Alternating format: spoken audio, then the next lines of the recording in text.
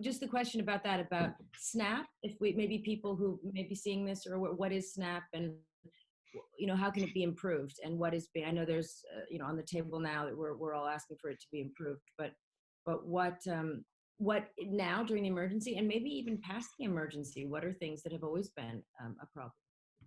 The SNAP that comes in will last a short time. Not everybody in there may be covered under SNAP or under the commodities. They get a choice of making at times SNAP or of receiving SNAP or commodities, right? This will last a short time. So our food program comes in at a time when these subsidies are running out.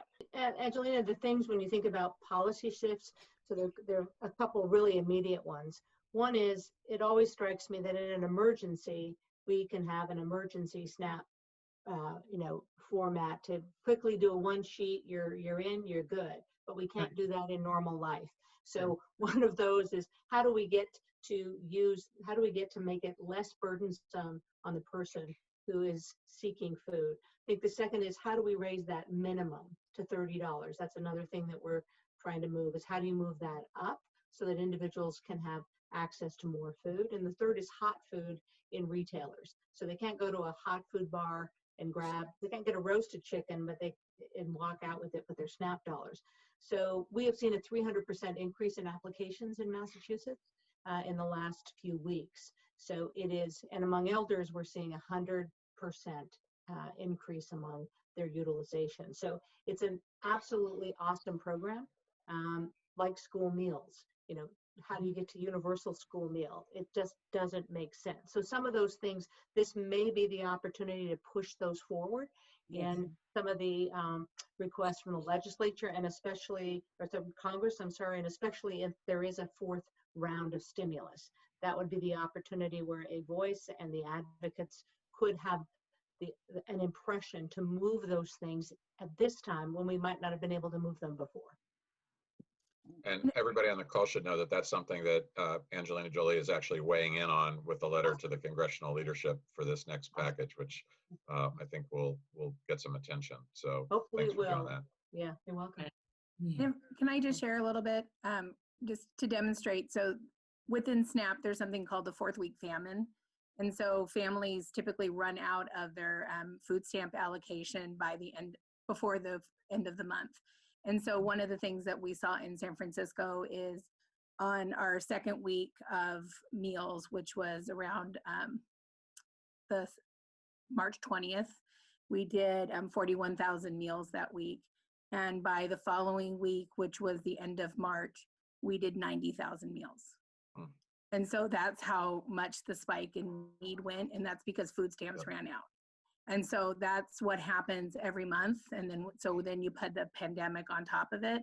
That's the increase that we saw. So the number of meals that we served more than doubled for that. And then you put in particular the roadblocks that this administration has put on to food stamps since they've come in. And you think about public charge is one of the things that has happened, and which in particular has impacted our families. So if you are an immigrant and you're trying to go through the legal process of becoming an American citizen, if you need food stamps and you apply for food stamps, you run the risk of not being able to become a citizen of this country.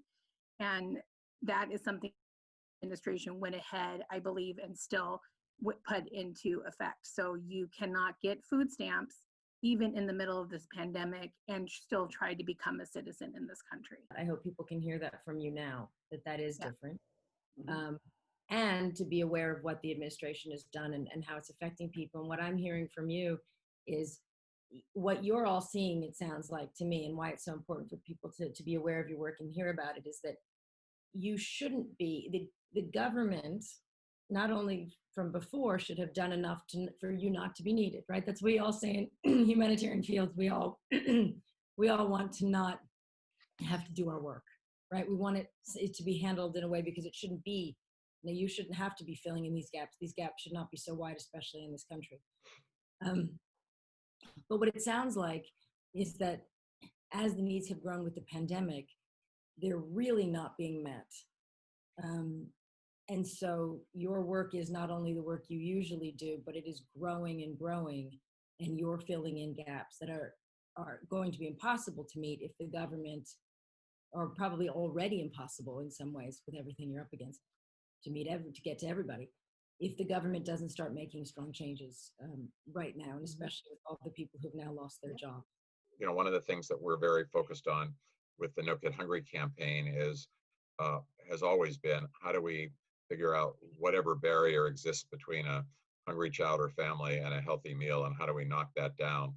You know, one of the kind of commonalities of in this conversation is that, you know, by and large, we have the food in this country, but there have been lots of obstacles for people accessing it in ways they need to before COVID, and now even greater obstacles. So one of the things I would just like to invite folks to do, our job at Share Our Strength has been to generate resources for those of you on the front line. Angelina Jolie's been playing an indispensable role for us in helping us generate resources by raising this awareness.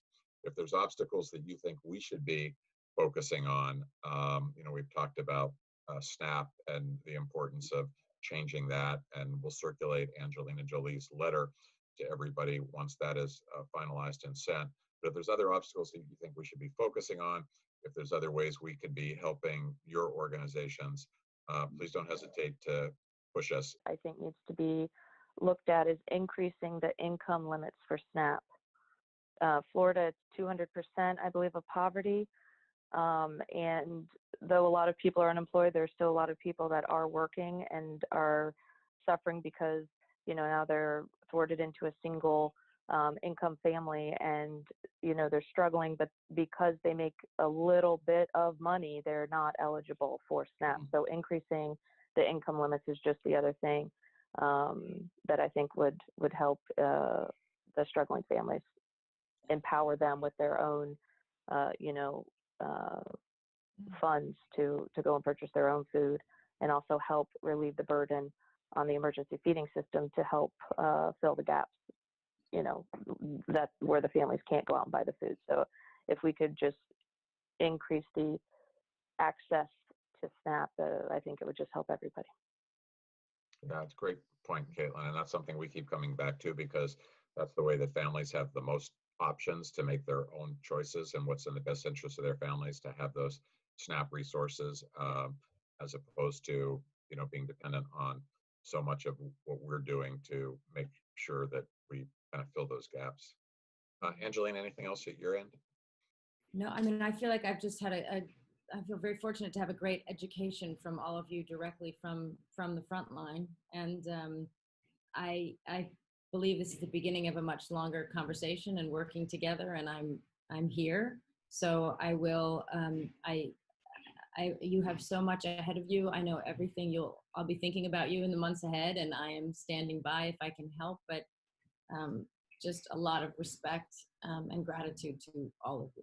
And I'm so happy for all those children that they have you thinking about them and trying to find solutions, and all of those families. You know, you really are making such a huge difference to the lives of all of these families, and it's very nice to meet all of you.